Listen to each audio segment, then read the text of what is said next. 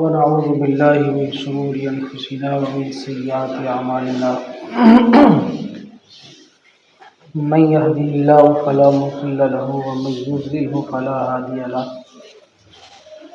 أما بعد أعوذ بالله من الشيطان الرجيم بسم الله الرحمن الرحيم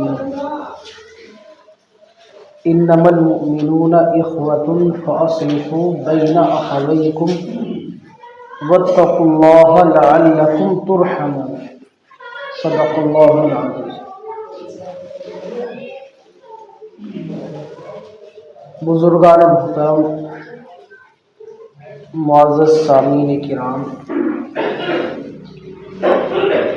میں نے قرآن کریم کی ایک آیت تلاوت کی ہے۔ اس آیت کے اندر اللہ رب العزت نے یہ فرمایا کہ تمام ایمان والے آپس میں بھائی بھائی ہیں، تمام ایمان والے آپس میں ایک دوسرے کے بھائی ہیں، لہذا اگر دو بھائیوں کے درمیان کوئی اختلاف ہو جائے، جھگڑا ہو جائے، تو ان کے درمیان صلح کراؤ، اور اس صلح کرانے میں اللہ سے ڈرو، لعلکم ترحمون، تاکہ تم پر رحم کیا جا سکے، تاکہ تم پر رحم کیا جائے۔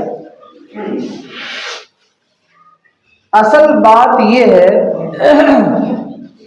قرآن و احادیث کے اندر غور کرنے سے یہ بات واضح ہو کر سامنے آ جاتی ہے کہ اللہ تعالیٰ اور اللہ کے رسول صلی اللہ علیہ وسلم کو مسلمانوں کے باہمی جھگڑے بالکل پسند نہیں۔ یہ کہ مسلمانوں کے درمیان اختلاف ہو، جھگڑا ہو،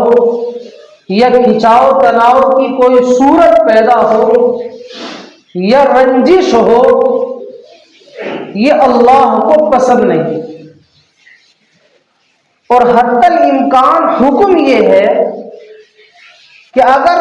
آپس میں کوئی اختلاف ہو جائے، جھگڑا ہو جائے، آپس میں کچھ کہنا سننا ہو جائے، کوئی معاملہ مزاج کے خلاف ہو جائے، تو آپس میں صلح کرو اور دلوں کو پاک اور صاف کر لو، کیونکہ یہ جھگڑا اور اختلاف یہ بہت خطرناک چیز ہے، اس کا انجام بہت خطرناک ہے۔ اس کا انجام کیا ہے؟ نبی پاک صلی اللہ علیہ وسلم نے فرمایا کہ کیا میں تمہیں وہ چیز نہ بتاؤں جو نماز، روزے اور صدقے سے بھی افضل ہے؟ صحابہ نے فرمایا یا رسول اللہ بتلا دیجیے وہ کیا چیز ہے، کون سا ایسا عمل ہے کہ جو نماز اور روزے اور صدقے سے بھی افضل ہے؟ اللہ کے نبی صلی اللہ علیہ وسلم نے فرمایا اصلاح ذات البین و فساد ذات البین الحالقہ، کہ آپس میں صلح کرانا، آپس میں اگر اختلاف ہو جائے، جھگڑا ہو جائے، تو یہ اتنی خطرناک چیز ہے کہ اس کے نتیجے میں انسان کا دین تباہ ہو جاتا ہے۔ کیسے تباہ ہو جاتا ہے؟ بزرگوں نے فرمایا کہ یہ جو جھگڑا ہے، فساد ہے، اس کی وجہ سے انسان کے دل کے اندر ایک جلن پیدا ہوتی ہے، کڑھن پیدا ہوتی ہے، نفرت پیدا ہو جاتی ہے، اور وہ انسان یہ چاہتا ہے کہ میں اس کو کسی طریقے سے نقصان پہنچاؤں، یا اس کو کسی بھی طریقے سے نقصان پہنچ جائے۔ تو میرے بزرگوں اور دوستو، یہ جو دائرہ اس کے اندر پیدا ہو رہا ہے، یہ اسی اختلاف اور جھگڑے کی وجہ سے پیدا ہو رہا ہے۔ تو اللہ کے نبی صلی اللہ علیہ وسلم نے فرمایا کہ یہ دین کو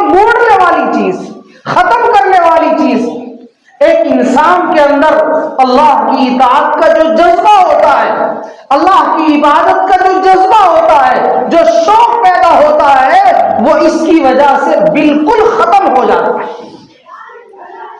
تو اس لیے فرمایا میرے بزرگوں اور دوستوں کہ یہ اختلافات یہ دین کو برباد کرنے والی چیز ہے، یہ ختم کرنے والی چیز ہے، دین کے داعیوں کو تباہ کرنے والی چیز۔ حدیث پاک کے اندر آتا ہے کہ ہر پیر اور جمعرات کے دن بندوں کے اعمال اللہ کے دربار میں پیش کیے جاتے ہیں، اللہ کے یہاں پیش ہوتے ہیں۔ اب جو بندہ اس ہفتے اللہ کی اطاعت میں رہا، اللہ کے احکام پر عمل کر کے وہ وقت گزارا ہو، تو اس کے لیے اللہ رب العزت یہ اعلان فرما دیتے ہیں کہ یہ اپنی سزاؤں کو کاٹ کر ایک نہ ایک وقت ضرور جنت کے اندر داخل ہو جائے گا، جنت میں چلا جائے گا۔ لیکن اللہ کے نبی صلی اللہ علیہ وسلم نے فرمایا کہ وہ دو شخص کہ جن میں آپس میں جھگڑا ہو، اختلاف ہو، فرمایا ان کے لیے یہ فیصلہ نہیں ہوتا، اللہ کی طرف سے ان کے لیے روک دیا جاتا ہے۔ اللہ فرماتے ہیں کہ میں ابھی ان کے بارے میں کوئی فیصلہ صادر نہیں فرماتا جب تک کہ یہ آپس میں صلح نہ کر لیں، اپنے اختلافات کو ختم نہ کر لیں۔ تو میرے بزرگوں اور دوستوں، اختلافات بہت خطرناک چیز ہے، اور آج ہمارا کوئی گھر، کوئی محلہ ان چیزوں سے خالی نہیں۔ آپس میں اختلافات، ایک دوسرے سے حسد، جلن، بغض، کینہ، یہ ہمارے اندر بہت زیادہ عام ہو چکا ہے، اور یہ چیزیں بڑی خطرناک ہیں۔ اللہ تعالی ہم سب کی ان چیزوں سے حفاظت فرمائے۔ ہم اس نبی کو ماننے والے ہیں، ہم اس نبی کی اتباع کرنے والے ہیں کہ نبی پاک صلی اللہ علیہ وسلم جب مشرکین نے یہ اعلان کر دیا کہ جو محمد کی آئے گا اس کو 100 اونٹ انعام میں دیے جائیں گے، اور اس کے علاوہ آپ پر تیروں کی بارش کی گئی، غزوہ احد کے اندر آپ لہو لہان ہو گئے، آپ کے دندان مبارک شہید ہو گئے، اس کے باوجود بھی اللہ کے نبی صلی اللہ علیہ وسلم نے فرمایا اللہم اہد قومی فإنہم لا یعلمون، اے اللہ میری قوم کو ہدایت عطا فرما، سمجھ عطا فرما، یہ میری قوم نہ سمجھتے، یہ سمجھ رہے۔ تو میرے بزرگ اور دوستو، ہم اس پیغمبر کے ماننے والے ہیں،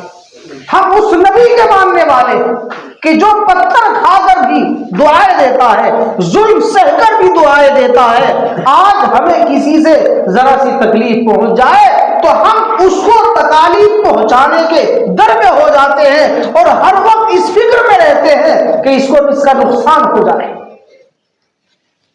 یہ بدنام ہو جائے، رسوا ہو جائے، ذلیل ہو جائے۔ میرے بزرگوں اور دوستو، یہ اسلامی تعلیمات کے خلاف ہے، یہ رسول اللہ صلی اللہ علیہ وسلم کی تعلیمات کے خلاف۔ اسلام یہ کہتا ہے کہ ہم اپنے دلوں کو پاک اور صاف کریں، ہر چیز سے اپنے آپ کو پاک کریں، صاف کریں، اللہ کی عبادت کریں، اللہ کی اطاعت کریں۔ اگر ہم تھوڑی بھی عبادت کریں گے تو وہ بھی بہت زیادہ ہو جائے گی، لیکن کب ہوگی؟ جب ہمارے دل پاک اور صاف ہوں گے اور ہمارے دلوں کے اندر اخلاص ہوگا اور للہیت ہوگی، ہمارا عمل صرف اور صرف اللہ کے لیے ہوگا، کسی کو دکھانے کے لیے نہیں ہوگا۔ آج اخلاص کی ضرورت ہے، للہیت کی ضرورت ہے، اللہ کے خوف کی، اللہ کے ڈر کی ضرورت ہے کہ ہم جو بھی عمل کریں اللہ کے لیے کریں، اپنی آخرت کے لیے کریں،